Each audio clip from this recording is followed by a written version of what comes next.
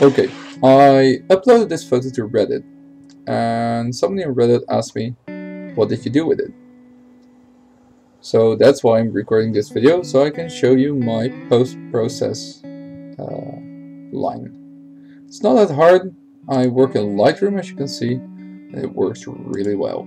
So this is a finalized product. What I will do is I'll use the photo I just took seconds after. The only thing missing is the birds, and do the same process as I did with the other one.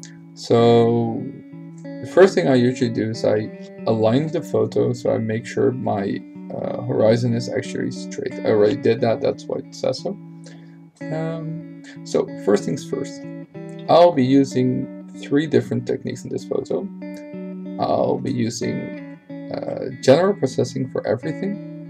I'll be using graduated filters, which can be found right here, that one, for both the sky and the water, and then I'll do some final tweaking.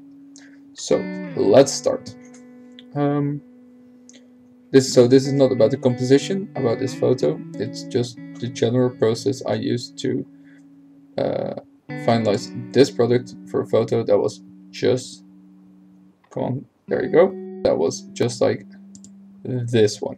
So first things first, I prefer my photos to have a bit of contrast, so I increase the contrast just a little bit. It probably doesn't really show on the recording, but on my screen it's actually quite evident, even if it's just a tiny little bit. What I also like in photos like these is the clarity. You can find it here in presence.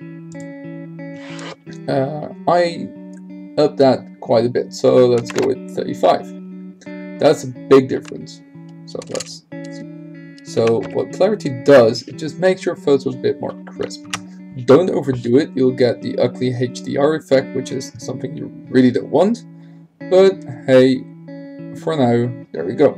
Vibrance. Your vibrance, it increases the intensity of your colors. It's a sunset photo, so the colors can be quite strong.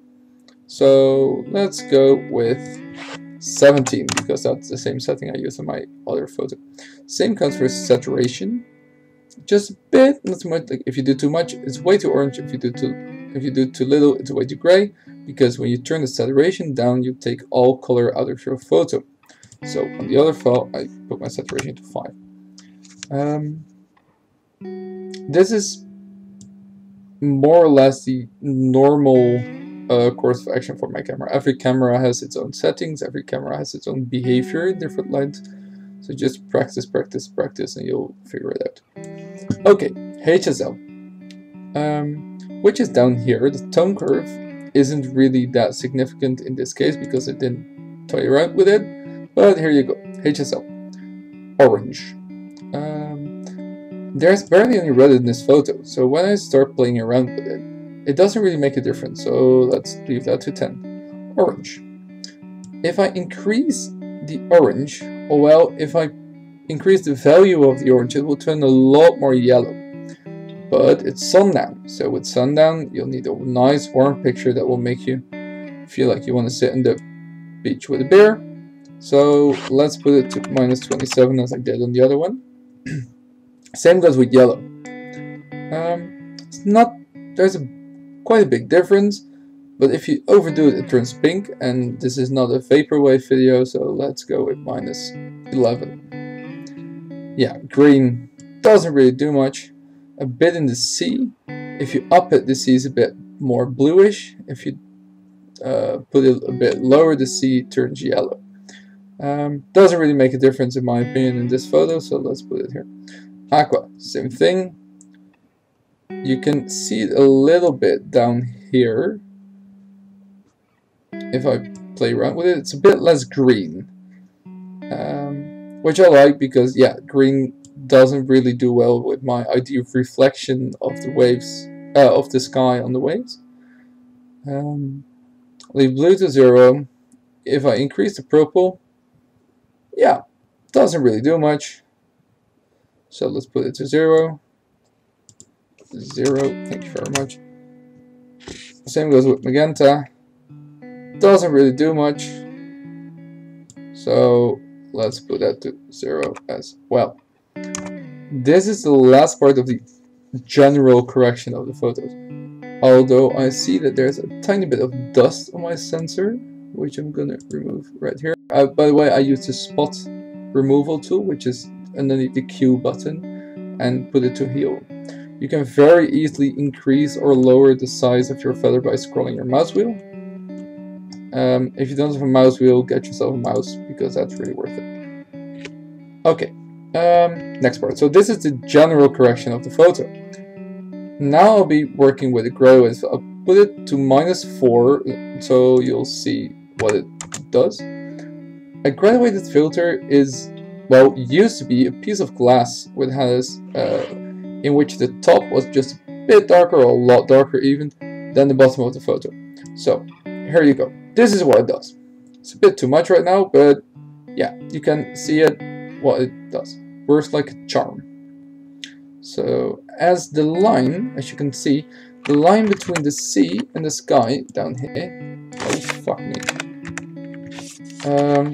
the line between the sea and the sky is really quite thin. So put the ball on the middle, and at the end of the line, if it works with me for a second, thank you very much, you can grab the middle line and use that to realign your filter. So put it done. Okay, as you can see, there's like this white aura, which means that either your filter is too wide, I think it's too wide in my case, or it's too high, which could be the case as well. Yeah, there we go, filter is gone, the aura is gone. So this is way too much. Right now the filter doesn't really do anything. So taking in consideration the photo, this photo, you can see that these two bulbs are the two graduated filters I used. There we go. The only thing I did was I decreased the exposure and I increased saturation a bit, which is what I will do right here as well. Minus 0.75. The thing, in my opinion, with the sun going down behind the waves, etc., etc., is that it should be warm and easy on the eyes. It should be a dreamy photo. I know that's a bit vague, but that's what it feels like for me. By the way, I'm no way professional, but this is the way I do it. Same thing here. The saturation, I just increased it with 70. It just makes it a bit more, a bit warmer. Just go with what it looked like to you when you were there. Don't overdo it, because you'll get a very strange HDR-esque effect, which I personally hate. But hey, you choose on. If you like it, you should do it. I don't like it. So let's go again. Same trick, but now for the sea. Yeah, that's way too white. Can't see anything.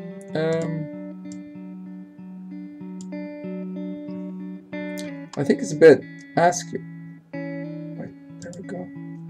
Yeah, that line isn't straight. So when your line isn't straight, it should be an easier way. I don't know it. This is the way I do it. Make sure that your line goes a bit wider.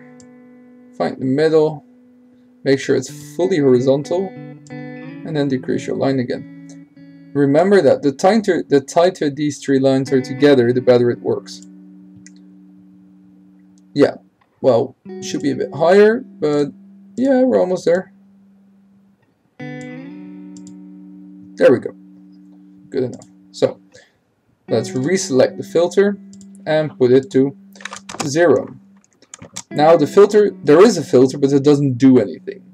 So let's look back at the original photo. So what I did with the sea wasn't too much. The only thing I actually did was that I did increase the saturation a bit, because for me I would like to see the sea reflect, the sky reflect on the sea. So I will just increase the saturation a bit. There we go. That makes it immediately a lot warmer. Don't overdo it though. If you overdo it though, you'll get a very Photoshoppy feeling. I personally like to keep my photos natural, and this is more or less what I do. There's of course there's still some points on this photo that could be improved. Like what I would like to see is some birds, like in this photo. Next to the fact that I don't know how to import them in Lightroom, I won't, because it just isn't the way it is. Yeah, you could, if you would want to, you could choose, like this surfer here has still a bit of details.